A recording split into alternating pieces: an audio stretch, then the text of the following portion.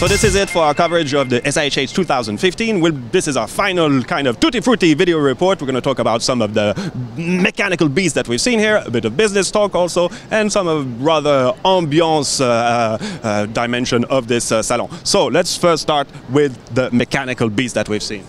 The Tyvek minute repeater, decimal minute repeater, is one of the very special watches at this fair because it is a decimal minute repeater. As I said, this means that it strikes dozens and not quarters. This means that you can listen exactly the time you read. It seems complex when you just say it like that, but actually it makes the watch much more easier to understand. And what we appreciated also in this watch is that the gongs have the shape of the dial, and this is a very kind of mushroom shape, which is very unusual actually. And also that the display mechanism is blocked when you activate the striking system, which is a security that many collectors would appreciate. Yeah, it's very cleverly made, and no, it has nice features. So another beast. Absolutely. At Mont Blanc you have the Geosphere Vasco da Gama, which is a world time and GMT watch where you can really see physically both hemispheres turning and displaying time, and it has in addition a tourbillon with a cylindrical hairspring, which is quite rare, and amazing bridge that have been curved. All of this make that it's a watch made out of some kind of curves inside, which gives a lot of energy and really shows the movement of the Earth. And this is also present in the last beast watch we choose at this SIHH, which is the Global 4Z GMT Black. Why? Actually, it's not a new watch, but this is a new version. And this is special at Global 4Z because the case is made out of titanium. You must know that at Global 4Z they use mainly precious metals. So when you go from gold to titanium, it becomes a lot lighter.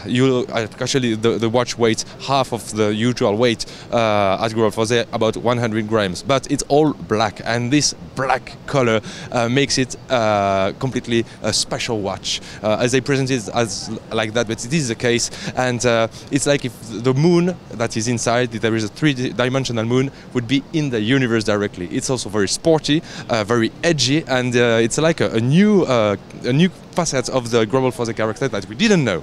And talking about Global 4Z, it's their 10th year anniversary, and for the first time we saw the entire collection, yes, all the models since 2004 actually, that are presented here at the SIHH. It's quite impressive to see all these watches united like that. Yeah.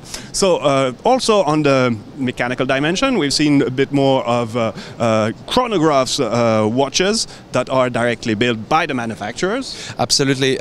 Brands are making efforts to really increase their own movements, to have more movements like they industrialize. AWC has 3, for instance. Vasco has 4 new chronographs, including also another dual time zone. So we saw that brands really take the independence at any level. They don't want to buy, at least at this level of price that we are speaking here at the SIHH. They want to have all independency and control on their watches. So this was I didn't speak about also Piaget chronograph, ultra thin chronograph, which is also a stunning machine. So on the business side, just a couple of days before the SIHH, there was a big bombshell that just came out. We can make a short introduction because we have some that we wanted to speak about. So maybe can you just join us for just very impressive, isn't it? Yeah. And every day is different, with 12 kilograms of flowers on themselves. Thank you so much, ladies. That was a little, thanks to Richard Mill, and that was a little lightness brought into this video report. Thank you so much. Have a nice day. See you later, probably. So yeah, going back to interruption, actually. Absolutely, yeah, that's live. You see, things are happening here.